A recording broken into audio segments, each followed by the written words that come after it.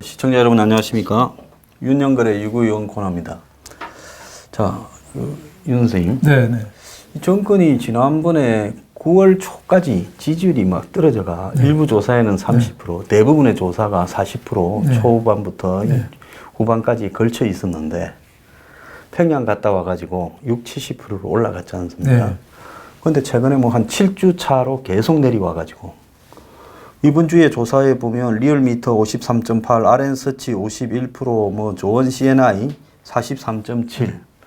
또 지난주에 또 다른 뭐 여론조사 공정이라는 데는 뭐 36%대까지도 나왔습니다. 그러니까 실컷 김정은이 만나가 올려놓은 게 지금 2달도 안 돼갖고 다시 또 원점 회귀를 했거든요.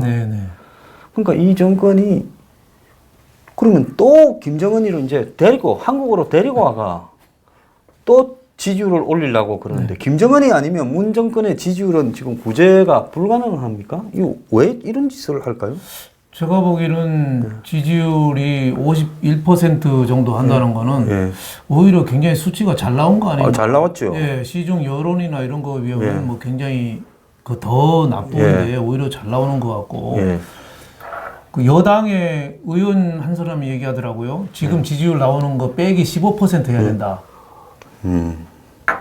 좀 거품이 있다 이거죠.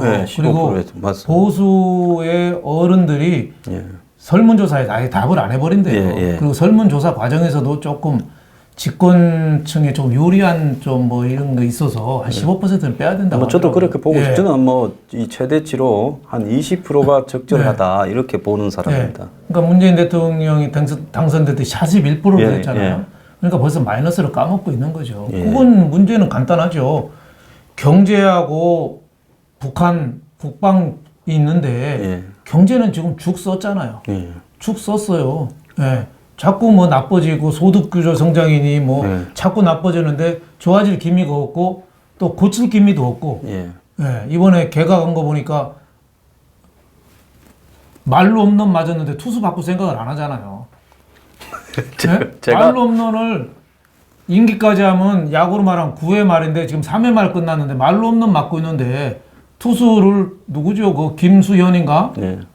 그 원전부터 부동산부터 노무현 정권 때부터 그 거꾸로 갔던 분이에요. 그분을 정책실장에서 원톱으로 지금 무슨 지금 이름이 누구죠? 저 경제부총리? 새로 된 사람? 홍남기. 그분은 하도 존재가 없어. 제가 이름도 안 외워져요. 경제기자를 30년 했는데 그분 이름 아무래도 안 외워져요. 그런 분하고 한다니까 뭐 바꿀 생각이 없는 거니까 경제에 대해서는 국민들이 기대를 안 하고 북한 핵에 대해서는 미국 뉴욕 포스트도 뉴욕타임즈도 쉘 게임이라고까지 해요. 쉘 게임. 그 조만한 종지에다가 왜 구슬이나 공 같은 거 넣어놓고 그 찾아내는 그 어떻게 보면 사기꾼 가려내는 게임 있잖아요. 쉘 게임이라고까지 얘기했어요. 그러니까 북한 핵에 대해서도 이제 김정은만 만나면 지지율이 높아졌는데 이제 국민들이 거기에 대해서 갸우뚱하는 사람이 많은 거죠. 물론 뭐 아직도 진짜 비핵화가 됐다고 생각하는 사람도 있지만 많은 국민들이 볼 때는 조금 저게 가능할까 이렇게 좀 의심하는 눈이 자꾸 늘어나니까 뭐 경제 어렵지 핵 기미가 불투명하지 하니까 지지율은 자꾸 떨어지는 거 아닌가. 그래서 올라갈 가능성보다는 저는 앞으로 계속 떨어질 가능성은 많다 이렇게 봅니다. 김정은이의 하나의 쳐다보면서 김정은이 정권의 지지율을 견인할 수 있는 유일한 이런 것처럼 하고 있는데 이제 제가 볼 때 한 2-3달 안에 미국하고 북한하고 협상판이 저는 깨어질 거라 봅니다. 이제 깨지고 나면 김정은이를 만나러 갈 수도 없고 데리고 오지도 못할 거예요. 그러면 이제 그때는 뭘 갖고 지지율을 올리려고 그럴까? 참고로 이제 갤럽 조사가 52까지 떨어졌어요. 이런 보수적인 여론조사가 이 정도 떨어졌으면 한 15나 20 빼면 어느 정도인가 아는데 그래서 정권이 이제 또 지지율을 어떻게 해보려고 지금 손을 쓰는 게 삼성의 이 네. 바이오로직에 대한 거래 정지. 네. 근데 그 어제 이 정권 거래소에서 한 이야기를 보면 뭐 그래도 저렇게 큰 액수 22조 그다음에 이 투자자가 8만 명쯤 되는 회사가 설마 상폐 되겠느냐, 상장 폐지 되겠느냐 하니까 정권 거래소의 관계자가 한 말이 우리는 크다고 또 투자자가 많다고 상폐 여부의 고려사항이 아니다. 법대로 하겠다 이래서요. 보통 이 상폐라는 게 보신 적은 뭐 있습니까? 뭐 코스닥에서 무슨 좀뭐 그렇죠. 벤처 사기 회사들이나 상폐되지. 시가총액 5위 회사를 상장 폐지한다는 거는 예. 그거는 삼성 바이오가 펀드나 뭐 파생 상품 ELS나 모든 거에 들어가 있는데 그 상품이 옛날 대우채권 손실내듯이 다 손실낸다는 거거든요. 예. 전 어마어마한 얘기예요. 그러면 한번 예. 제가 여쭤보겠습니다. 예. 왜냐하면 이 주식이나 예. 이 정권에 대한 지식이 부족한 국민들이 예. 대다수니까 상장이 폐지된다 하면 지금 일부 코스피 시장에 상장이 돼 있지 예. 않습니까? 네.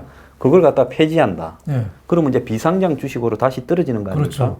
그러면 그 가치는 폭락을 하지 않겠습니까? 어떻게 상장 폐지되고 나면 가격이 어떻게 아예 됩니까? 거래가 안 되는 거죠. 그렇죠. 비상장 주식이니까. 거래가 안 돼서 거래소에서 거래가 안 될 거고 그냥 내가 갖고 있을 뿐이지만. 예, 만약에 소장님이 갖고 있으면 예. 제가 저한테 좀 팔래요? 뭐 이래서 개인적으로 사고 팔 수는 있겠죠. 예. 주식 발행은 되니까. 예. 근데 이제 증권거래소라는 데서 사고 팔고는 못하니까 네. 기존의 펀드라든지 뭐 이런 데에 넣을 수도 없고 파생상품 거래도 아예 안 되고 그러니까 거래가 가격이 얼마인지 형성이 되는지도 형성이 알 수 안 되는 없겠네요. 거죠. 가격 그러니까- 형성이 안 돼 버리는 거죠. 그렇죠. 휴지 조각이 된다라고 봐야 되는 거 아니겠습니까? 뭐 휴지 조각이라고 거의 봐도 그러니까 뭐 적당한 표현인지 모르지만 계룡산 꼭대기에 있는 뭐 단독주택 정도라고 봐야겠죠. 아, 계룡산 꼭대기에 있는 예, 단독주택. 그 전망도 좋고 뭐 거기 공기도 아주 좋고 그, 뭐. 예, 공기도 좋고 밑에 그 도 닦는 사람이 기도도 많이 기도발도 많이 받고 좋긴 한데 사고 상품가- 팔고는 안 되는 네, 거죠. 불가능한. 그러니까 예. 얼마나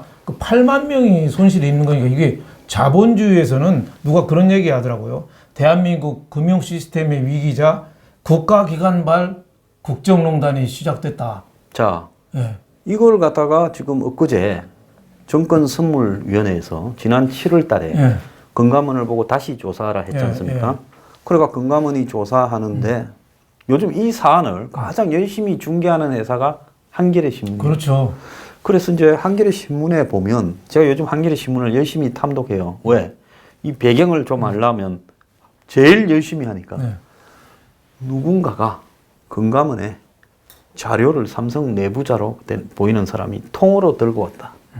그래서 이 사안에 대한 증거가 다 확보되어서 그래서 다시 정권선물위원회에 그 내용을 통보하니까 선물위원회 회의 결과 거래 정지를 시켰다. 자, 이제 거래 정지가 됐잖아요. 네. 자, 거래 정지 이후의 절차 그리고 이제 검찰에 고발이 됐잖아요. 네. 그리고 이제 대표이사를 해임해라 했지 않습니까? 네. 근데 이런 사유가 이 삼성 바이오로직이 2016년에 이 상장이 됐더만요. 네.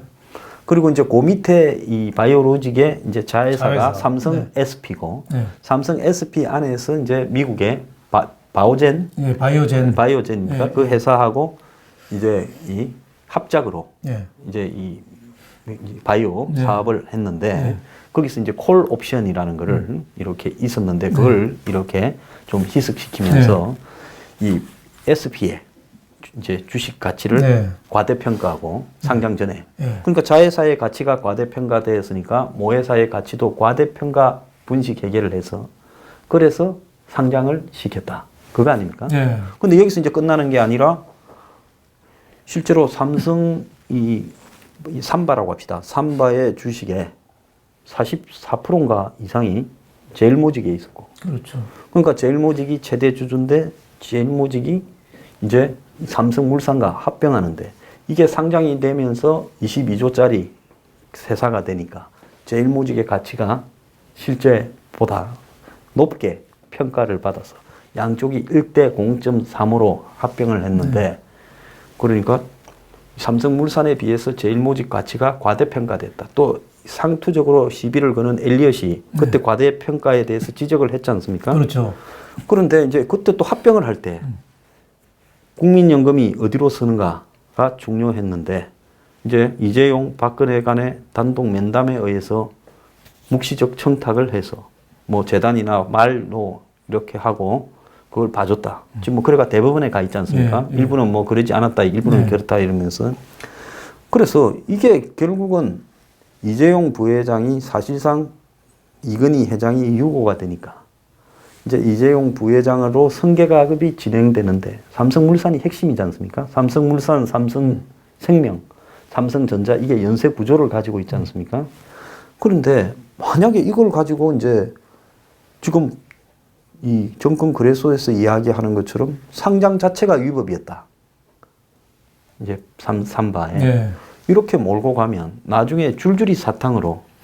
그러니까 굉장히 판이 삼성그룹의 전체 경영권을 이렇게 그렇죠. 한번 손을 보겠다. 판이 이렇게 비춰지고 해석되는 거 아닙니까? 판이 커지는 건데 제가 보기에는 이거는 참여연대가 불쏘시개 처음에 제일 처음에 참여연대가 했죠. 불을 자꾸 장작 쌓아놓고 불을 쏘시개를 자꾸 건들고 거기에다가 금감원이 휘발유를 쏟아붓고 거기다가 또 박용진 의원이나 심상정 의원이 거기서 칼춤을 추고 있는 거죠. 근데 그 어디는 신약 개발을 하나 하는데 2천억 정도씩 듭니다. 네, 그렇죠. 그러니까 처음에는 적자가 굉장히 많이 나요. 네. 삼성이 반도체하고 뭐 스마트폰 개발하고 하는 게 그런 거는 기존의 삼성전자에서 딴 데서 번 돈을 투자하면 되는 거예요. 근데 삼성바이오라는 회사는 완전히 맨 땅에서 하는 겁니다. 시작을. 그러다가 2개가 성공을 했어요.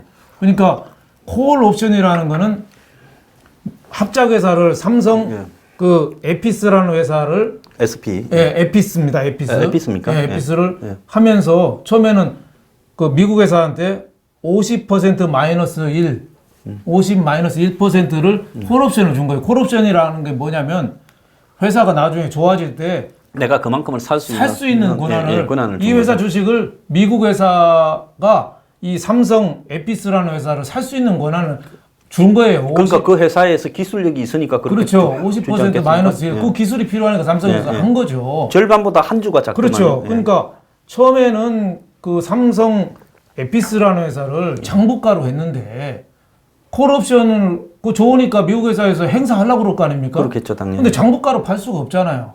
그러니까 시가로 바꾼 거예요. 시가로 종속회사에서 관계회사로 바꾼 거예요. 그러다 보니까 이게 난 게 이게 분식회계다 이거예요. 그러니까 여태까지 우리가 말하는 기업들이 분식회계라 하면 분식회사라는 건 분치를 진하게 한 거 아니에요? 그거는 재고 매출을 과다하게 잡거나 매출 장부를 속이거나 뭐. 돈을 빼돌리거나 뭐 이런 게 분식회계였는데 이거는 합작회사와의 관계에서 합작회사가 이거를 살라고 그러니까 그 시가로 가져가라는 뜻에서 평가를 한 거예요. 그러니까 2가지를 지금 금감원에서 건 거죠. 하나는 옛날에 콜옵션이라는 거를 계약이 있는데 왜 공시를 안 했느냐.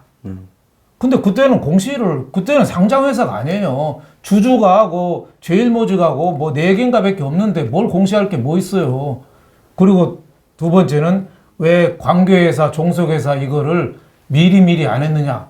근데 이것도 그만큼 일이 있을 때 평가를 하는 거죠. 그거를 갖다가 계속 삼성 경영권하고 지금 계속 몰고 가는 거죠. 그러니까 그렇게 보면 될 것 같아요. 옛날에 최순실 딸 정유라한테 삼성그룹이 말 사준 거. 말 사준 거는 빌려준 거는 삼성그룹 경영권을 도움을 받기 위해서 말을 사주고 이게 뇌물관계로 다 엮었잖아요. 그러니까 이것도 분식회계로 이걸 다 엮어가지고 삼성물산 제일모직 합병할 때 그러니까 이 삼성바이오의 대주주는 제일모직이잖아요. 그러니까 제일모직 지분을 제일 많이 갖고 있는 게 또 이재용이거든요. 이재용 입장에서는 제일모직이 좋아지는 게 자기한테 유리하죠. 그래서 이제 합병이 되어서 과대평가했다. 그러니까 이 후유증은 제가 보기에는 우리나라 바이오 산업은 원래 맨 땅에 시작하는 겁니다. 셀트리온부터 어떻게 보면은 교도소, 담장애를 왔다 갔다 하는 게 바이오 산업입니다. 왜냐하면 맨 땅에서 시작하기 때문에 돈을 어디서 대요? 그러니까 다 어느 정도는 다 있어요.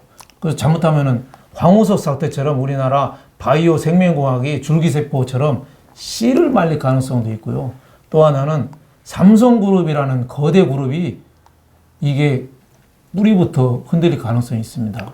지금 그래서 조금 이 보이는 이런 개념이 저는 이제 이런 부분을 봅니다. 이 정치적으로 좀 민감하니까 정치적으로 조금 보는데, 네. 자, 북한에 가기 전날 검찰이 덮쳤어요. 네. 근데 이제 지난번에 보면 봄에 5월달인가 풀어줬잖아요. 네. 한참 넣어놨다가. 그렇죠. 그래서 풀어줬는데, 그 다음에 이제 풀어준 다음에, 풀어줄 때 뭐 이렇게 생각을 했죠. 이제 음모론적으로 보면 정권하고 잘 타협이 됐구나. 그러고는 또 7월 달에 보면 인도에서 삼성전자 공장을 또 열었지 않습니까? 네. 거기 또 가가지고 주인 행세 다 했잖아요. 인도 총리는 객처럼 만들어 놓고 생색은 다 냈잖아요. 이재용은 뭐 근신한다고 나서지도 않았잖아요. 지 회사에. 그리고 또 5분간 독대했댔어요. 그래서 뭐 그래서 하니까 봐주는구나. 야, 역시 대마 불사야. 이제 이렇게 생각을 했어요. 근데 또 북한 가는데 전날 덮치고 가서 뭐 목구멍에 냉면 이야기 나오고 이제 그러면서 이제 삼성도 나름대로 이렇게 좀 쫄고 있으니까 백혈병 그 삼성 반도체 백혈병 문제에 대해서 나름 신경을 쓰는 걸로 해서 그것도 타결이 됐지 않습니까? 추후에 이런 경우가 나와도 뭐 최고액을 뭐 1억인가 해서 배상을 다 하겠다고 뭐 그렇게 나왔잖아요. 그랬는데 지금 이 문제 사실은 이거 당일날도 한 1,000억 정도로 거래가 됐더라고요. 왜냐하면 사람들이 잘 해결될 거라고 가격이 좀 내려갔다가 올라갔더만요. 전날도. 그랬는데 느닷없이 지금 이제 저렇게 거래 정지를 맞으니까 결국 여기에서 겨냥하는 핵심은 삼성의 미래 전략실, 즉 옛날 비서실에서 이런 식으로 이 자회사의 자회사의 자회사까지 한마디로 이런 분식 해결을 하도록 지시했다. 이제 요렇게 지금 비판하는 쪽에서 또 조사하는 쪽에서 관점이 박혀 있더라고요.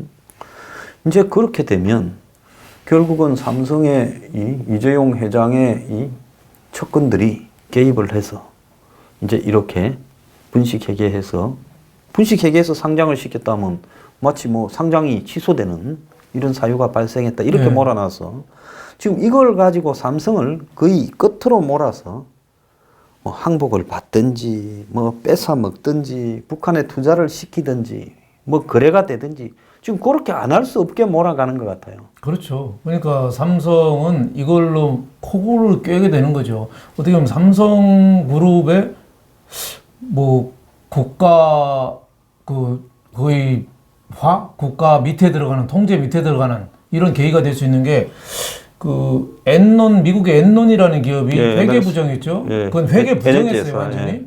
그때 회계 규모가 1조 7천억 정도 했는데 그때 CEO가 형을 24년을 받았어요. 많이 받았죠. 회사는 파산했어요. 그 회계 감사를 했던 그렇죠. 어네스트 영입니까? 해체돼 버렸잖아요. 그래서 미국에서는 회계 분식을 자본주의를 없애는 자본주의의 최고의 자본주의를 살인하는 그런 정도로 보거든요.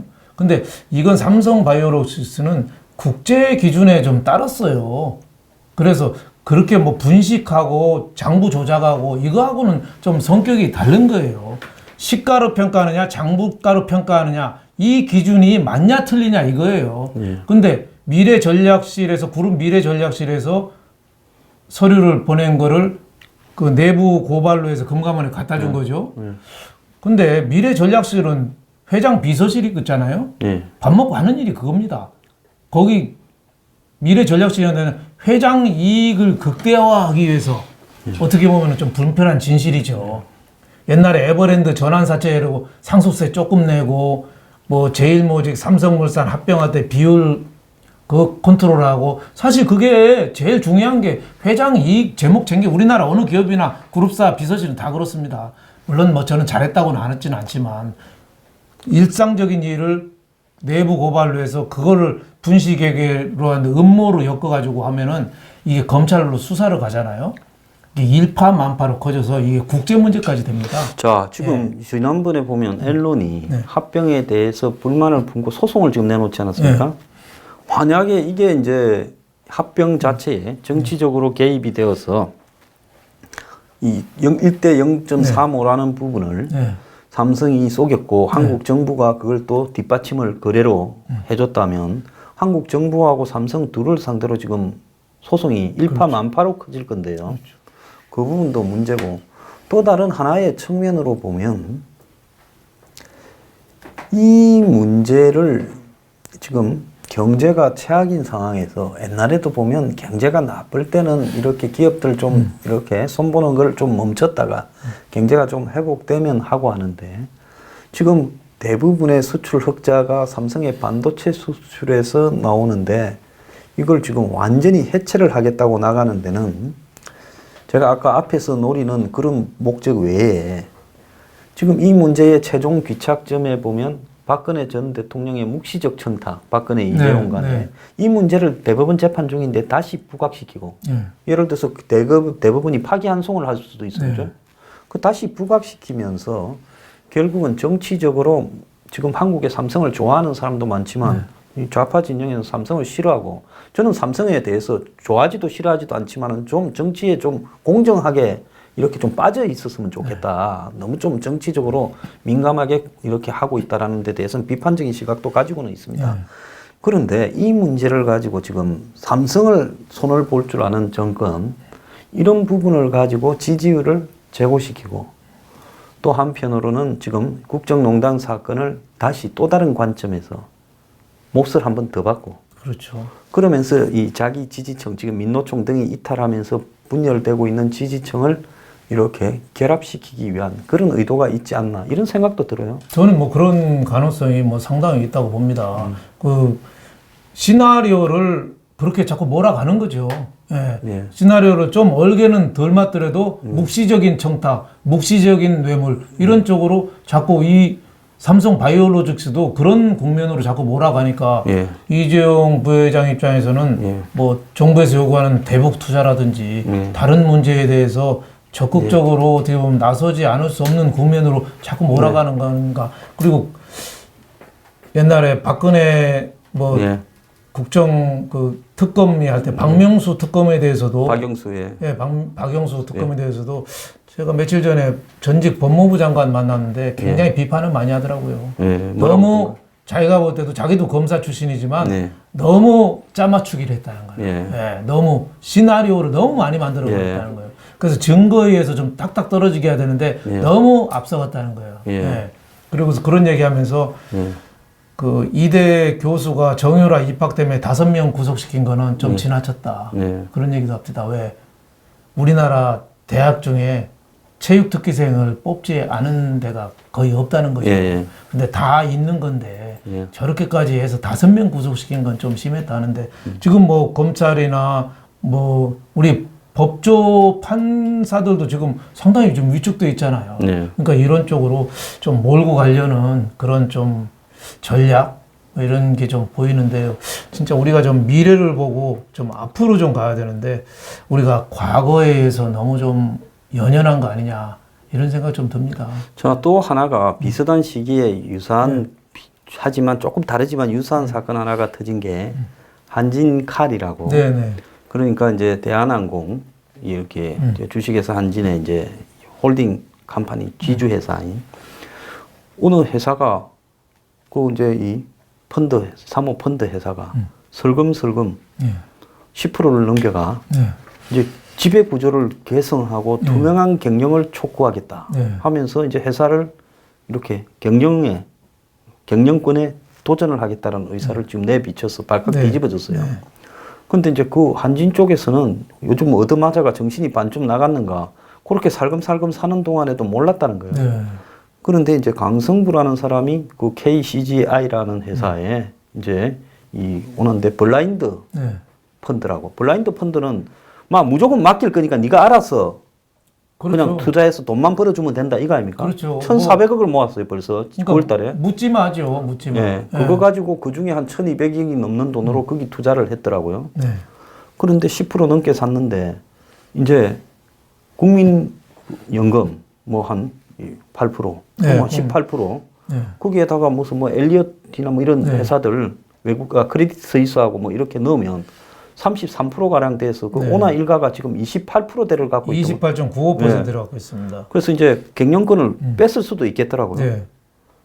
그래서 최근에 이제 정권은 무슨 땅콩 해양부터 시작을 해서 그 집안 갑질 등을 가지고 계속 압수수색하고 네. 또 요 근래는 정부에서 저 회사에 허가나 외국인 이사 이런 부분을 다시 손을 봐야 된다고 계속 압력이 나오고 또 언론들이 다시 또 그런 것들을 부각시키고 투명 경영 이러던 찰나에 네. 이게 갑자기 등장을 하니까 네. 뭐가가 이렇게 착착 좀 맞아 떨어지는 각본처럼 보이기도 하고 그렇게 의심을 살 가능성이 충분히 있죠. 9%면은 지분이 굉장히 큰 거거든요. 그거 9% 살 동안은 까맣게 모르고 있었으니까 진짜 어떻게 보면 한진그룹은 지금 전 가족이 다 검찰 출두했잖아요. 예. 그래서 감옥 간 것만 해도 참 다행이라고 진짜 고마워할 텐데 이렇게까지 회사가 9%까지 잠식될지는 몰랐겠죠. 이게 한진칼이라는 한진칼이라는 회사가 그룹의 지주회사예요. 네, 홀딩 한진칼이라는 회사가 대한항공도 갖고 있고 뭐 그 주한진, 정석기업 정석기업, 한진 계열사를 다 갖고 있으니까 한진칼을 먹으면 한진그룹을 다 먹는 거죠. 예. 예. 근데 이제 문제는 9%만 갖고 있으면 되는데 이제 국민연금이 8.35%예요. 예, 이사도 10%또 넘겼어요. 예. 그제 9%. 예. 그러니까 자칫하면은 조 회장 일가가 갖고 있는 25%를 넘기면 뺏기는 거죠. 근데 지금 국민연금이 객관적이다고 좀 보기가 좀 어렵잖아요. 얼마 전부터 이런 의심을 예. 받을 만한 스튜어트십이라고 예, 해가지고 이 말 안 듣거나 좀 예, 주주권 행사를 위한 행동 강령을 말합니다. 예, 네. 그렇게 그런 걸 갖고 예. 개입을 해서 경영권에 개입하겠다고 선언을 한 마당에 그렇죠. 이런 일이 딱 떨어지니까 예. 그게 이게 네. 완전히 그냥 까마귀 날짜 배 떨어진 꼴이죠. 국민연금 공단 이사장이 국회의원 떨어진 분이잖아요. 김성주. 예. 여당하고 가까운 분이에요. 예. 정치 쪽하고 이제 닿는 분이죠. 예, 전직 그리고, 국회의원도 예. 한번 했어요. 예, 이번에 기금운용본부장으로 된 사람이 안효준이라는 사람인데 옛날에 국민연금에 있을 때도 좀 실적이 좀 안 좋고 그래서 이번에 투자기금본부장을 인선할 때 옛날에 더불어민주당 대통령 선거운동 도왔던 주진영 씨 있거든요. 예, 있었죠. 하나증권 사장. 예, 밖에서는 그 사람 온다고 이제 비판했지만 국민연금 투자하는 펀드 매니저들은 차라리 주진영이가 오는 게 낫겠다. 아. 그러면은 그 사람은 강단이라도 있지. 예, 강단은 있죠. 예, 여기는 좀 코드를 좀 맞추는 이런 식으로 지금 직원들을 생각한대요. 말 잘 듣는 사람. 그렇죠. 숫자 성적보다 그쪽을 맞추니까 이분 오면 큰일 난다고 직원들이 많이 반발을 했답니다. 그러니까 제 고등학교 선배인데 예. 그거 좀 태가 안 좋아요. 예. 아 누가요? 제 고등학교 아니. 아 그렇습니까? 예. 그래서 네. 말 잘 들을 거예요. 네, 그렇죠. 배종고등학교에서 말 안 듣는 사람은 저밖에 없습니다. 그래서 이게 지금 보니까 네. 이 세상의 펀드 이름을 네. KCGI, 코리아, 코퍼레이터, 그 다음에 그러니까 한국 기업, 네. 그 다음에 이 G는 거버넌스, 네. 지배, 그 다음에 임프루브먼트, 개선. 세상의 회사 이름을 한국 기업 지배 구조 개선이라고 짓는 놈이 어디 있습니까? 아, 놈이라 해서 미안해요. 사주고. 이거 자체가 이름 자체가 이상하잖아요. 네. 그런데 이 사람이 노무현 정권 때 뭐 보니까 이런 이야기를 좀 많이 했더라고요. 뭐 펀드 개통에 이제 이렇게 하면서. 뭐 기업 지배구조 쪽 전문가라 저도 그 명함 찾아보니까 저도 몇 번 만난 적이 있더라고요. 그래요? 근데 뭐 생각은 좀 안 나고 만난 적이 있고 과거에 장하성 전 청와대 정책실장도 지배구조 개선 펀드를 했었거든요. 그래서 거의 그래가 소액주주 운동인이 뭐 그랬잖아요. 장하성 펀드를 만들었어요. 그래서 태광산업 같은 주식도 사고 또 자신도 좀 이익을 챙겨가지고 뭐 50매덕을 갖고 있었지 않습니까? 그때 그래서 청와대 안 가고 경제부총리로 왔으면 청문회에서 아주 난타를 당한다는 얘기도 있었거든요. 그러니까 그걸로 예, 근데 그때는 규모가 좀 작아서 기업을 흔들 정도는 안 됐는데 여기는 이제 순식간에 9%를 사고 국민연금이나 이쪽하고 또 뭐 한국투자신탁 뭐 그런 거기 다 정부 산하 기관들이니까 뭐 다 이쪽에 줄 서하면 다 쓰는 거지. 물론 뭐 한국증권이라는 회사 하지만은 그것도 정부에서 얼마든지 협조 요청이 가능한데니까 기업 경영에 대해서 경영권을 좌지우지한다. 그러니까 우리나라 자본주의에 큰 위기가 저는 올 수도 있다. 국가에서 기업에 대해서 직접 경영권에 대해서 직접 들어가서 원하는 대로 끌고 간다. 정말 저는 기업하기 좋은 나라가 아니라 기업하기 지옥 같은 나라가 잘못하면 될 수도 있겠다 이런 생각이 듭니다. 제가 이렇게 생각할 때 드루킹의 예언이 현실화되고 있다. 드루킹이 뭔가 하면 기업에서 소액주주 운동으로 삼성을 예? 소액주주들이 장악해서 그래서 뭐 경제 민주화를 한다. 그래서 해서 이 모임 이름도 경제공진화, 경제에서 같이 돈 벌어먹자 이 이야기거든요. 그렇게 하면서 삼성부터 한국의 대기업들을 갖다가 소액주주들로 통해 가지고 장악하던데 이 양반이 가만히 보면 블라인드 펀드를 모아가지고 그게 9월 달에 순식간에 1,400억을 모았어요. 그래서 내가 저게 진짜 블라인드 펀드인가 안 되면 저거 우리 개냥해서 저기는 목 졸라주고 저기는 털 뽑고 있고 저기는 그냥 패고 있으니까 거의 혼수 상태고 국민들은 다 저거는 다 욕하는 집단이니까 저거는 뺏어 먹기가 누워서 그냥 완전히 그냥 떡 먹기보다 더 쉽다. 이렇게 보고 이제 준비를 했는데 그래도 뺏어 먹으려도 정도가 있어서 그냥 이렇게 적절하게 투명 경영을 요구하는 데 있지 우리는 경영권 장악이 목표 아니다. 보통은 그렇게 의심을 피하잖아요. 근데 신문 일면에다 대놓고 오늘 매경에 전에 계시던 매경에 보니까 딱 예고를 했더만요. 투명 경영을 요구하고 경영권 장악을 목표로. 일체 뭐 아직도 인터뷰는 하지 않고 있습니다만 지금 좌파 우리나라 그 참여연대나 이런 사람들은 말하는 게 우리나라는 자본주의가 아니라 삼성주의라고 이렇게 표현하거든요. 삼성주의. 왜? 지금 민노총이나 이런 쪽에서도 삼성이나 포스코에 지금 많이 좀 침투할 움직임이고 곧 뭐 접수한다는 얘기까지 좀 나돌잖아요. 그러니까 정부에서 누르고 민노총 들어가 있고 그러니까 우리 경제가 진짜 잘대로 될지 진짜 어떻게 보면 친노조가 아니라 친노동이 돼야 되거든요.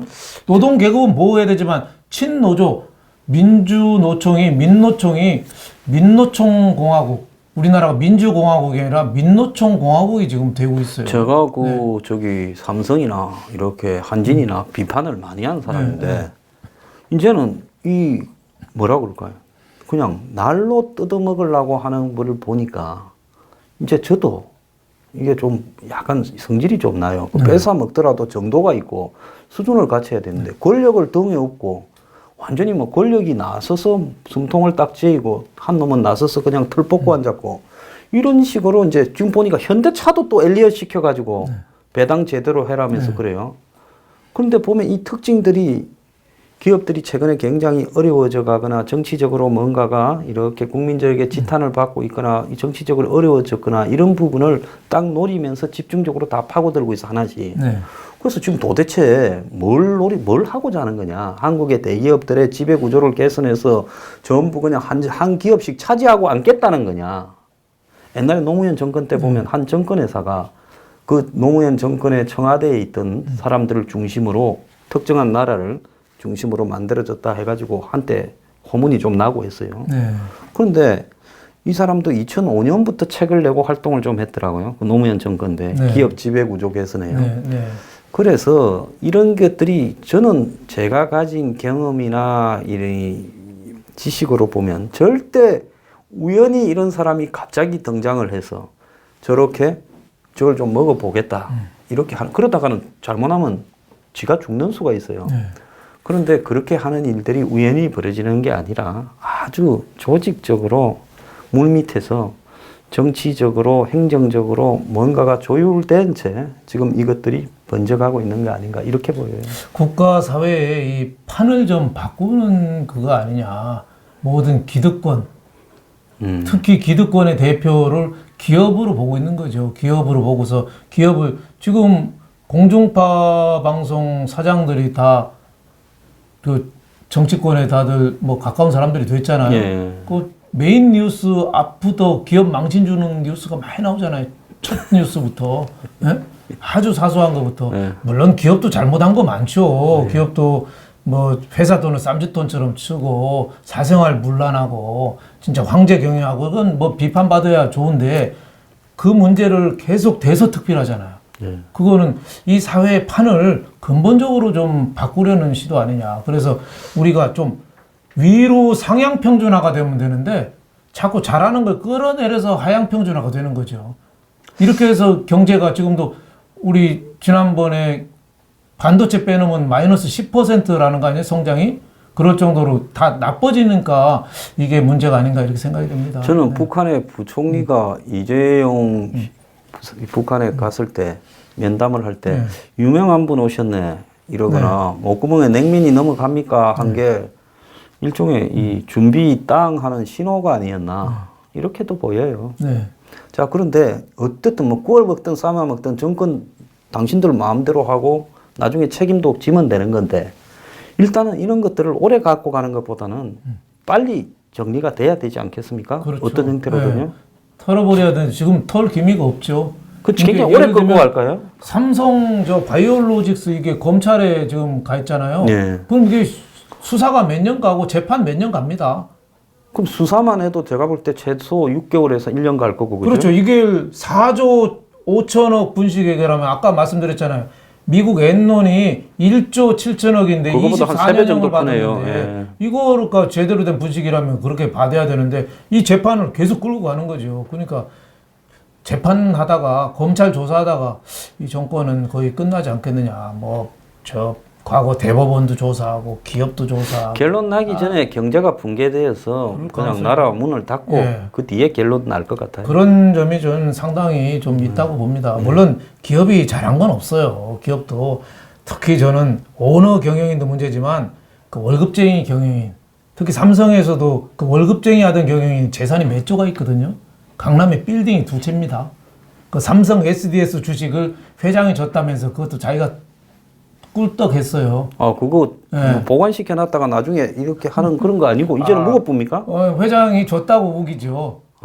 요즘은 이제 그런 것도 이제 저는 본 적이 없어서 모르겠는데 그럴 정도로 우리나라 어느 기업인뿐만 아니라 월급쟁이 경영인들, 뭐 이팔성 씨 같은 경우, 옛날에 우리 MB한테 이번에 그거 갖다 줬다 이래가지고 그런 사람들의 그 도덕적인 해이 우려내기죠. 이거는 굉장히 크지만 기업은 어느 정도 있지만 그렇다고 해서 이것만 갖고 물고 늘어서기는 우리 경제가 너무 어렵다. 이건 해야 되죠. 수사도 해야 되고 털어야 되는데 너무 길게 오래 끄는 거는 이건 좀 바람직하지 않다. 저는 이렇게 생각합니다. 저는 이렇게 문정권이 지금 북한 문제도 안 풀리고 있고 경제도 안 풀리고 있는데 이럴 때일수록 정리를 해가지고 경제도 지금 크게 사고를 안 치고 사람도 바꾸고 수습을 하고 북한 문제는 손을 떼고 조금 멀찌감치 보고 한미 동맹을 강화하고 이제 이래야 수명이 연장이 되는데 이제 여기에다가 삼성까지 꼴딱 걸어서요. 근데 제가 봤을 때 제가 여태까지 경험한 바로는 삼성이 가지고 있는 아무리 요즘 뭐 이건희 체제가 이재용 체제로 바뀌고 해도 저 사람들도 어지간한 사람들이에요.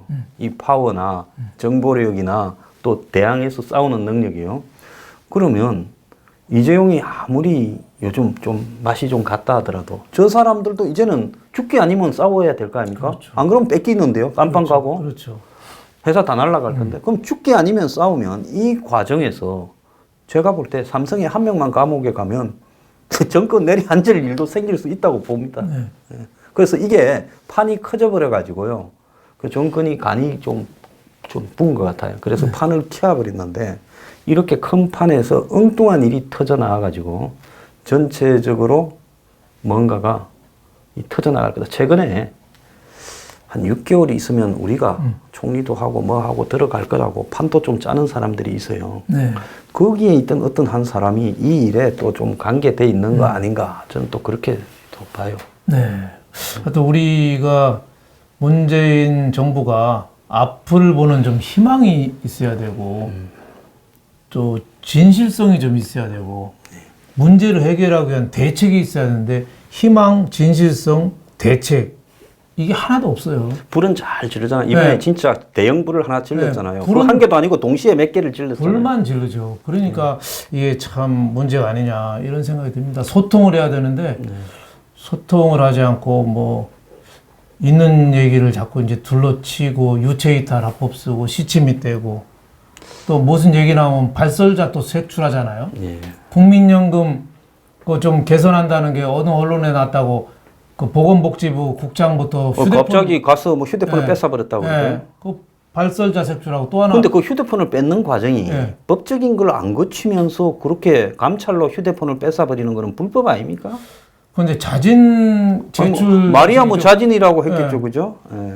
그러니까 부부싸움 하다가 부인이 자꾸 의심하니까 자진해서 봐라고 주는 거랑 똑같죠. 아니면 집에서 쫓겨날 것 같으니까.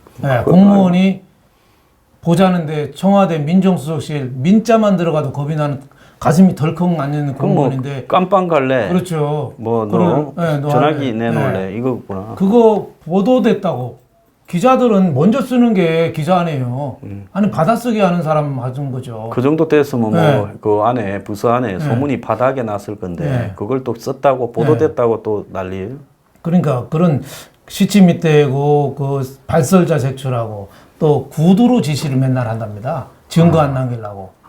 지금 청와대는 공문이 없이 모든 지시를 구두로 한대요. 자, 구두로 할 때는 녹음을 하십시오. 근데 녹음도 이제 대부분 사람들은 전문가들이나 하지 잘 그냥 정신없이 전화 받다 하면 못 하잖아요. 그렇죠. 근데 이렇게 하는 것도 보니까 국민연금 개선 방안 나올 때도 보니까 자신이 없어서 그런 거 아닌가 싶어요. 그럼요. 발표하려고 다 그대로 했다가 하기 직전에 이게 나갔다가 9%를 13%로 올리는데 그랬다가 그거 또 받는 거는 적고 그렇게 했을 때 감당이 되겠느냐 하니까 스톱하면서 이제 그 담당자들한테 그것이 유출됐다라고 이제 조지는 거겠죠. 그러니까 세상에 연금은 더 주면서 돈은 똑같이 받아서 연금을 더 준다는 게 그게 말이 됩니까?